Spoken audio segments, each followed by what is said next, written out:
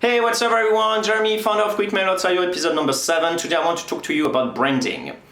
Now, branding is not this thing just for companies or for products and stuff like that. This is simply harnessing the power of association. If I tell you one thing, something else pops up in your mind. If I tell you Amazon.com, something will pop up in your mind. For me, it will be purchase books online. Now, the crazy thing is it goes both ways. Now, when I need to purchase a book online, I will think of Amazon.com.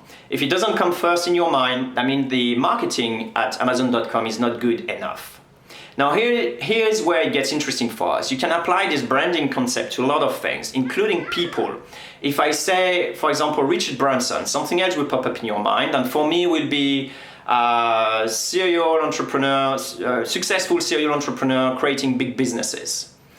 Now, if I'm starting being drawn to this subject and I want to know more about, successful entrepreneur creating businesses and stuff like that, I will start, getting more information on Richard Branson because it's coming first in my mind. So we'll start searching about Richard Branson, his story, look at interviews and stuff like that, and slightly start purchasing his books, maybe autobiography or some other books that he may have written. And then if he built a product, then I may also be drawn to his product. So someone who is applying this strategy really, really well is Steli from Closer.io. So he's talking repetitively about sales and not anything else. So he's just talking about sales, which means that when people will then start thinking about sales, now Steli will come first in their mind. So they will start reading his article, they will start looking at his video podcast and stuff like that. And conveniently enough, he happens to also build a CRM just built for salespeople.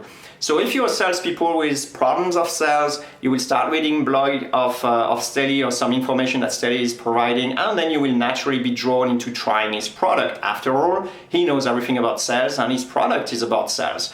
But it's a great strategy. Where it doesn't work so well is if he would start talking about other passion of his. So it could be like, hey, he will be starting talking about motorbiking, or he will start talking about food or wine or whatever. I don't know him, so I don't know any of his passions. But he will actually dilute his brand so that when people start to think about sales, Steli won't rank first. He will rank somehow, somewhere, because he's talking about so many things, it's difficult to pinpoint him as the authority on this very same topic.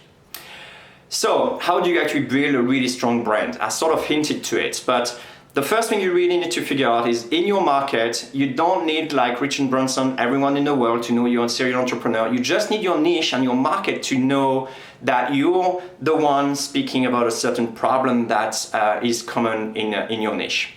So find out some really big problem that people can then associate to your name, because then after that they will be drawn to your product, assuming your product is effectively solving this problem. So the first point is about positioning. So you need to position your brand so that people having problem will then seek you, and then after that they will seek your product. That's the first point. And the second point is that you need to constantly talk over and over, communicate about the same thing again and again and over in a consistent manner, so that you rank first in the mind of people when they're thinking about that problem.